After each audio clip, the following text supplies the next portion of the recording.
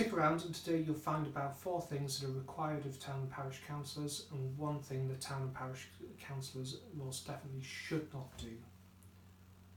Hello, I'm Chris Wayman and I'm the Executive Officer of Worcestershire Calc.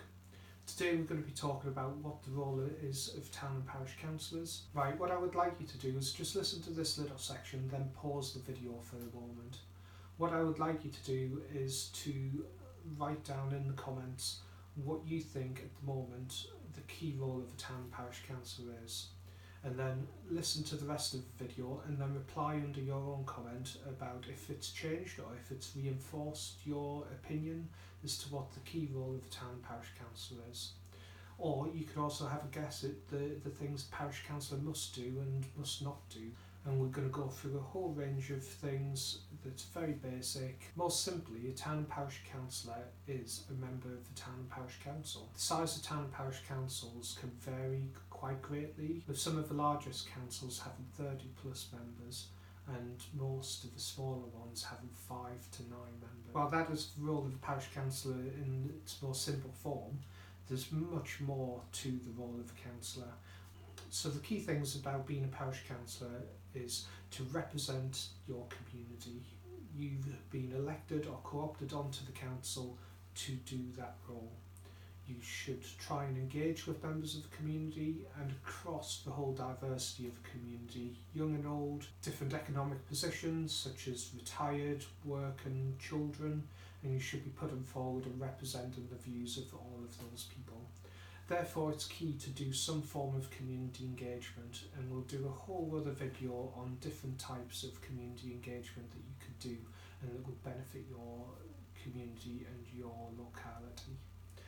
I've found being in the sector for the past 15 years that those councillors who do community engagement, that find out the needs, desires and wants of their community, usually come up with some brilliant ideas and some brilliant projects that the Town and Parish Council can do to better everybody's life in the parish.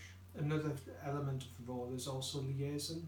So you may be asked to meet with district, county council, unitary council, depending on the setup in your area, to talk about main issues for the parish, be it parking, roads, schools, community centres. You may be engaging with the Police and Crime Commissioner or the police around things such as burglary or speeding in your area if there are particular problems. So I'm going to run through the 4 things that a parish councillor should be doing. So upon appointment, either co-option or election, the parish councillor should sign a declaration of acceptance of office. And if you've been parish councillor for a number of years and you've gone through a whole election cycle, when the next election comes up, you will need to do a whole other new form. A person cannot take up the role of being a parish councillor until they've signed the declaration of acceptance of office. That is what makes you a parish councillor.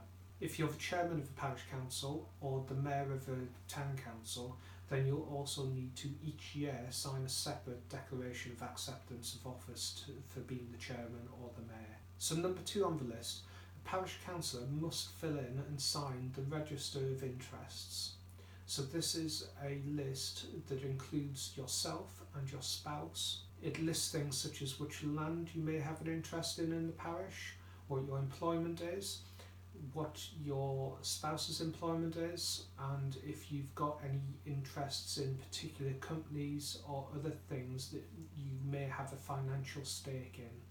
So this will be displayed on your parish council or town council website, or a link may be put through to the district council or the unitary council's website, and it will be held up on there so that anybody can check and see what you may have an interest in. And you should be declaring these interests at a meeting if they come up and are relevant. So if you were employed by a local grounds maintenance firm and the ground maintenance firm has bid for a contract from the parish or the town council, you should be declaring that and following through the protocol of declaring interests, which we'll cover again in another video. The register of interests has to be signed and submitted into the parish council and then forwarded on to the district council within 28 days of you becoming a councillor. And also, if your interests change over the time of you being a councillor, you have 28 days to register the change of interest. You should talk to your clerk, or failing that, the monitoring officer of the district or the unitary council. So number 3 on the list is you must comply with the code of conduct. Each parish council can agree a different code of conduct. Most normally though, a parish council agrees the code of conduct that's been recommended or adopted by the district council or the unitary council in their area. Another option is a recently published local government association model code of conduct.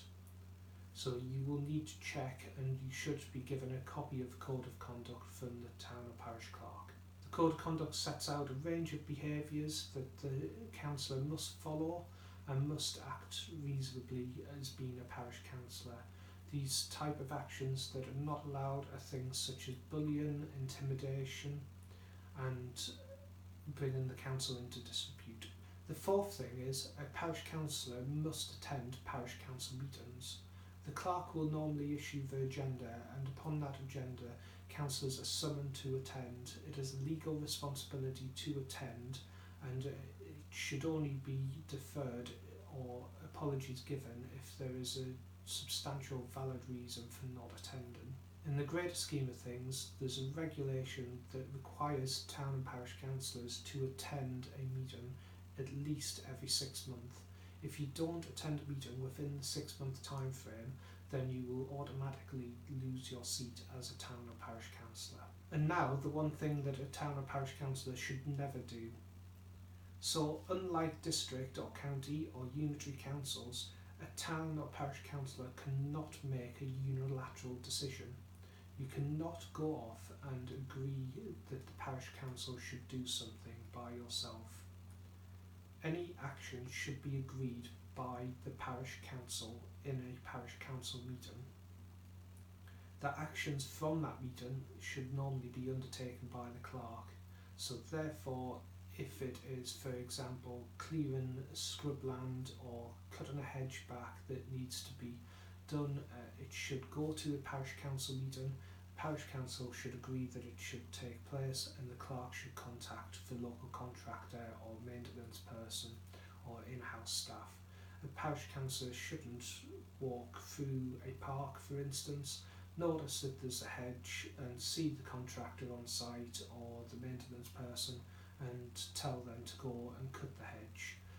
It may not be within the existing budget, and a parish councillor doesn't have that power to do, not even the chairman.